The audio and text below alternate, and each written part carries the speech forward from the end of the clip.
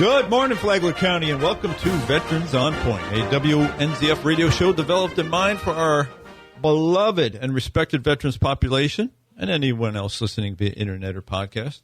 I'm your host, David Leiden, the Flagler County Veterans Services Officer, and naturally I'm here with my friend and colleague at the office and everywhere, Eric Flores. Good morning, Dave, and good morning to all our listeners out there, and hoping that everybody's doing well, enjoying this great hot weather, enjoying the beach, enjoying every day of your life, and I hope everybody's healthy. If you're lucky enough to live in Flagler County, you're lucky enough.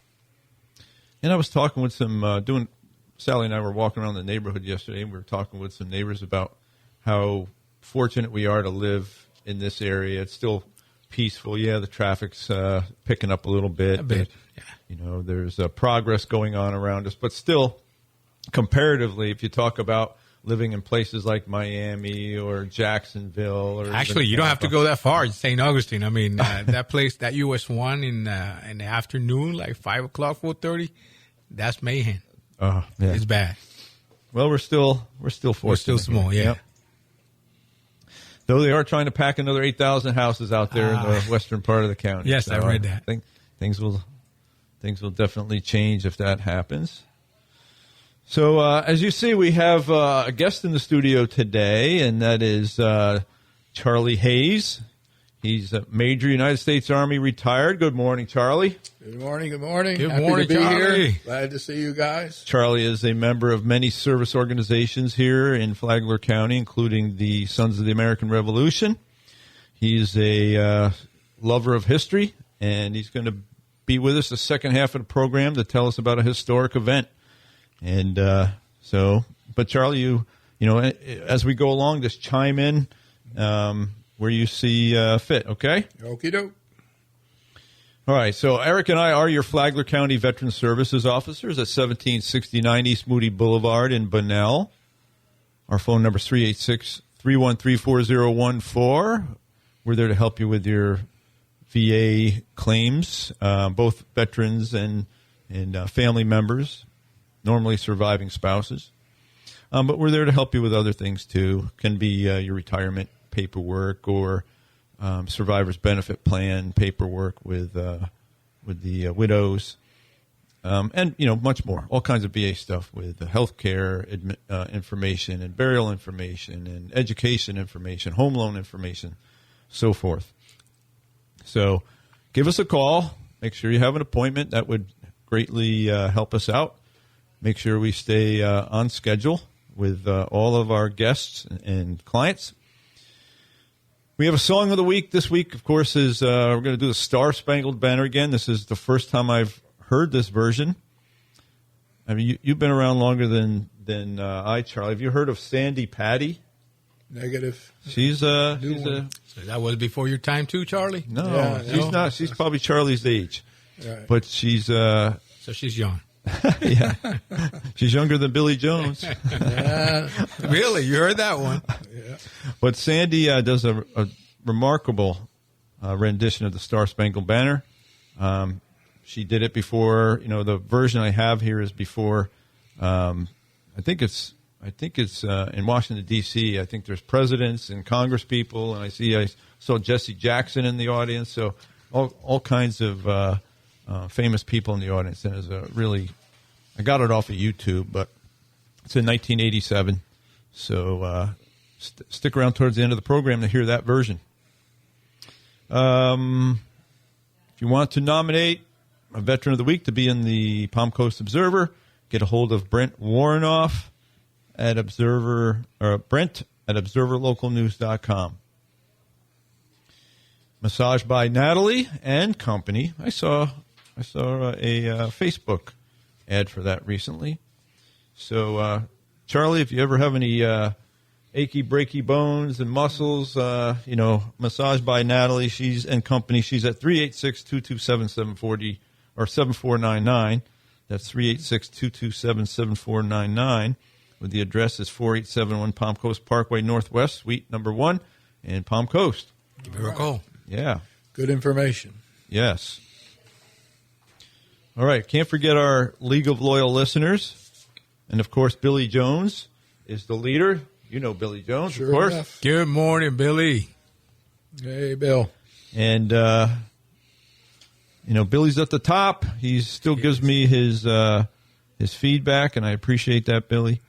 And then we have Navy Master Chief Dan, his wife Kay Cairns, who are up in San Cyr. Good morning, shipmates. And our Marine pal Jeff Kingdon. Jeff. He's forever listening, providing email feedback, and we see Jeff on a regular basis anyway. He's our woodworker pal, and he's been out there helping Billy too, Billy Jones. And so thank you, Jeff. And I saw Talking Tom this morning. Yes. Talking Tom was in. And best to him and Eileen. Charlie Hanger and his wife Jenny are listeners. And then we got Valerie and Dennis and Sharon and Bill and Shane, Howard and Valerie and William and Holly, some Keith and Jim, Stephen, a bunch of Jameses like James the Mailmaid and James T. Miller, James the Firefighter. We got Bicycle Frank. And we've got Frankie Sr. and Frankie Jr. Yeah. Morning, guys. And we got Don, Delmer, Michael, the Gallaghers, and Bill, Rudolph, Thomas, Leon, David and Mrs. Martin, Mr. Holt, and did I say James the Mailmaid? Yeah. Yeah, James the Mailmaid. Oh, you better. So otherwise, He checked in recently. Yeah, he did. He wanted to express his condolences for the loss of Jonelle Jones. So, Right. thank you for calling in there, James. All right, so we've got our legal loyal listeners in, and we do have our history buff here, Charlie. So, Charlie, we've been doing a President of the Week for the last, now we're on our 18th week, so you know who the 18th President of the United States was. Rutherford B. No, he's 19. Anyway, it's Ulysses S. Grant, Okay. 18th President of the United States. Sir, You almost a winner. Yeah, right. No, well, Hayes, I promote that all the time. So from 1869 to 1877. He's best known for his Civil War heroics, but lesser-known facets of his life reveal a complex, fascinating figure. Born Hiram Ulysses Grant in 1822 in Point Pleasant, Ohio, his name was mistakenly recorded as Ulysses S. Grant at West Point due to a clerical error, a change he embraced. Before his military fame, Grant struggled financially, working as a clerk in his father's leather store and even selling firewood on St. Louis streets. His resilience shone through despite these hardships. During the Mexican-American War, Grant displayed early bravery, earning praise for bold maneuvers like riding through enemy fire to deliver critical messages, yet he later criticized the war as unjust, revealing his moral introspection. As a general, he was nicknamed Unconditional Surrender after his 1862 victory at Fort Donelson, but few know how he disliked the nickname, feeling it overstated his approach. Grant's presidency is often overshadowed by corruption scandals like the Whiskey Ring, yet he was personally honest and worked to reform the civil service, appointing the first Civil Service Commission to curb patronage. He also championed Reconstruction, pushing for the 15th Amendment to secure voting rights for African Americans, and used federal troops to suppress Ku Klux Klan violence, earning praise from Frederick Douglass. Less celebrated is his love for animals. Grant was an expert horseman who could tame wild stallions and kept the beloved dog Rosie at the White House. His memoirs, written while battling throat cancer and published by Mark Twain in 1885, are considered a literary masterpiece, completed just days before his death to secure his family's financial future. Grant's global tour after his presidency, from 77 to 79, that's in 1800s, made him a world celebrity, dining with Queen Victoria and meeting the Emperor of Japan, yet he returned broke, swindled by a Ponzi scheme. A quirky fact, Grant smoked up to 20 cigars daily, a habit linked to his fatal cancer, but he also loved simple foods like cucumbers, often eating them raw with salt. His aversion to military pomp led him to avoid wearing a uniform as president, preferring plain suits. Despite myths of drunkenness, Grant's alleged alcoholism is debated. with contemporaries noting his sobriety during key campaigns. These layers, soldier, reformer, writer, and everyman, make Grant a figure of enduring intrigue far beyond the standard history books. And here's a quote of the week. It's attributed to Ulysses S. Grant. Although a soldier by profession, I have never felt any sort of fondness for war, and I have never advocated it, except as a means of peace. And that's from a speech that he made in London during his world tour in 1877. So that's our 18th president, Ulysses S. Grant, who maybe most of you kids will only know from the $50 bill, right? Yeah. Yep. All right. What do you think about that, Charlie? What do you think? How's he rate up there with your presidents? Sounds like he was right down the middle. He did some good things, and there was a scandal. I mean, Hayes got involved in that too. When you get to him next time, Rutherford. Yeah, Rutherford. There was a land scandal, but it was all a misunderstanding. Mm-hmm. Well, that's what politicians say. Yeah, it's all a misunderstanding. We always say every week there's always something to learn from their presidency. Right. There's always something that you think you know it all. We think we know it all, but it's not. They're humans. Mm-hmm. They have a life, one thing I have heard, from they have family and spouses. They've got troubles just like we all do, just like all families, right? I've seen alcohol involved in, most of them, whether that was true or not, whether that was gossip up or not, they have a personal life and they have their own, they're humans. Mm-hmm. So. Yep. Well, that's the portion of the program now where we say, drivers, the DAV is seeking volunteer drivers to take veterans from their homes to their VA appointments, whether that's at a VA medical center, a VA clinic, or if the VA has set up a community care appointment for you, or to a compensation and pension examination. You can contact the local DAV Chapter 86 at 386-439-2122 to find out, well, number one, to utilize the free transportation and also find out how to be a volunteer. You don't have to be a veteran to volunteer. You don't have to use your own vehicle. The DAV has VA vehicles for that purpose, and but you do have to be insurable, and it's not something that you need to do every day. They put you on a list. They go through the list, and they find who's available. So the more folks they have on that list, the more opportunity they have to find a volunteer. And in fact, my friend Billy Jones, at this moment, is on his way to an appointment with the DAV. Great. Driving him there. So. They do provide a great service. And, we get customers all the time when they first show up in the office asking if there's anything to do, how can I volunteer? And, that's the first thing that comes out of my mouth. Hopefully they do it. That's the only thing I can say. I hope that they do volunteer because they need it. It's a great volunteer services that they do to the community and to the veterans. Yeah, even if you're in the system and you do it once a week, every couple weeks, but the more folks they have, the more the odds are they can find a volunteer driver. Right. So, all right. So you got anything on your list you want to? Yeah, just to mention again, the American Legion sponsoring their 5th annual charity golf tournament. They're not going to hit me this year because I've been saying that this every week. So, and this is going to be on Saturday, October 4th at the Palm Harbor Golf Club. If you are interested, call 386-585-5302. And they have if you missed that, to call before that day, you can register that morning at 7 a.m. At 9 a.m., they have their shotgun starting scramble format. They have a luncheon at 1 p.m. catered by Looper. So it's going to be a great event like every year. Sponsor that, support the American Legion event. Also, BFW have many things going on through the week from Bingo Thursday to Burger Day, Taco Day, and so on. So look at their calendar at their website and support their events. Thank you. So just before we move on to our guest, Charlie Hayes, I just want to. Does this show up on the screen over there? Yeah, I just want to let our veterans know if you haven't seen this magazine and you're a veteran, you want to find out what the benefits are in Florida.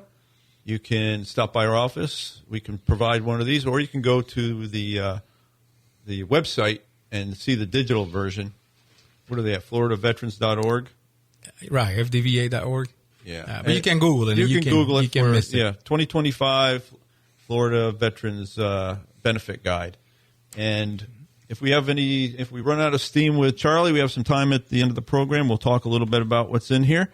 But if otherwise, we'll be back in future weeks to kind of go over some of the things that are in this guide. But I encourage you to get the guide so you know what is available. And if there's something in there that you never were aware of and you want some more information on it, that's how you come to find Eric and I at 386-313-4014. Make sure you put that number on if it's not already, on your speed dial, and share it with other veterans. There are plenty of local veterans who have it in their speed dial. Yes, for sure. That's for sure. Yeah. All right, Charlie.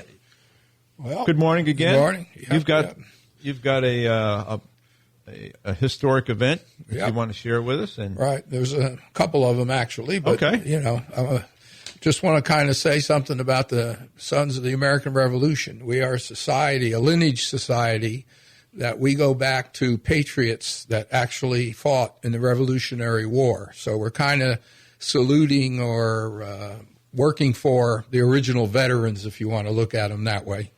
And we were founded in 1890, approved by Congress, and we are 501.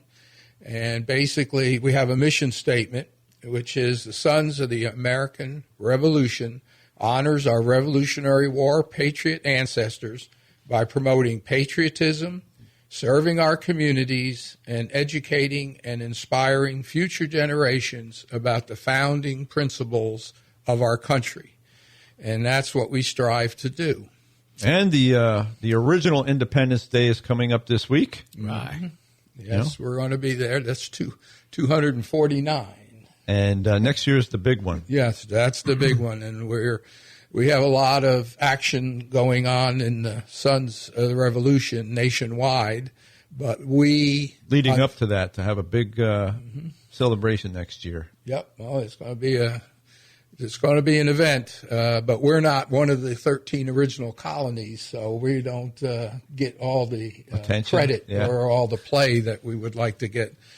But speaking of that... It's interesting that Georgia is, though, right? Yeah, Georgia was there. Well, Florida, there was a problem because there's actually two Floridas, East Florida and West Florida. Out the Panhandle was part. Spanish had one. They had the West, and the British had the other, the East. And so between the two, they really couldn't organize a Continental Army or anything because it was, we were saluting different flags, so to speak. Not enthusiastically, but I mean, that's what they were doing. But there was 4 battles in the during the Revolutionary War in the boundaries of the state of Florida. There was a battle in Jacksonville called Thomas Creek, which was in May of 76, and the Georgia militia was tasked by General Washington to come down to the fort in St. Augustine and get the cannons, the ammo, and everything. The British had a garrison there, but they were confident they could rout them and take what they wanted. I think we read about that one time here on the show. I think it was pretty easy because there was only one guy that was manning the garrison of St. Augustine. Well, no, there was a company. They sent out 700 regular troops to defeat our 250 militia. And we were routed up in Jacksonville, and right by the airport was where the battlefield was, Thomas Creek. And they came out of the fort, surprised us in bivouac, and everybody scattled back to Georgia, and Washington didn't get his cannons. If I remember correctly, everybody was looking at their phones, right? That's why they got... Probably, or trying to kill a mosquito. They were eating M&Ms. Right. They were probably trying to kill mosquitoes. And then there was another skirmish up by Jacksonville, which was Alligator Creek Bridge. And they decided that Washington said he really wanted the stuff out of the fort in St. Augustine. So they sent another group down like a year later, and the Continental's Army was involved in this one, but they got waylaid and didn't make the departure time. And so it ended up being militia again and some Georgia cavalry this time. And they fought it out with the British again. The British came out again. They decided offense was better than defense. And so they came out and they had another skirmish up there. And again, we were defeated and we went back to Georgia, and Washington didn't receive his supplies that he wanted. And then we were the location of the last naval battle of the war off of Merritt Island. And there was two ships, the Alliance and the Beauque. And the Alliance was a famous ship in our Continental Navy. Actually, it was the last one of the Continental Navy ships that they got rid of after the war because it was a fine fighting ship. And they went down to Cuba and Havana, and they received 70,000 Spanish coins to pay the Continental Army. And they were headed back to Philadelphia when 3 British ships on patrol found them off of Merritt Island, and there was a battle that ensued, and the Alliance turned. The other ship had the coins on it. The Alliance had some coins, but they were the man of war, if you want to call it that, and he turned around and fought it out with the British, and he actually waylaid the 3 ships so that the coin ship could get up to, they sailed on the next day and made it to Philadelphia. So that was a successful battle. What's interesting about that is the Treaty of Paris had already been signed, but the word had not gotten back to everybody, including our Navy. And so this battle actually happened after the war. And then the big battle was the battle for Pensacola. And the Spanish did that for us. We only had a few token patriots there, but the Spanish threw the British out of Pensacola so they could conquer that whole part of the state for themselves. The British tried to occupy Pensacola, and that was a big deal battle and the siege and everything, and it took a long time, and we actually got a victory there, but we weren't involved in it. And then the latest project, the big thing that SAR, Florida, is involved in is we have Marines in our group. And the Marines, most of us are some kind of a history buff that like to study on it and see about it. And they came up with the story that the United States Marine Corps made the first amphibious assault ever, and the Continental Navy supported them in March of 1776. And that was less than 6 months after the Marine Corps had been formed in November of 75, and the Continental Navy a little bit before then.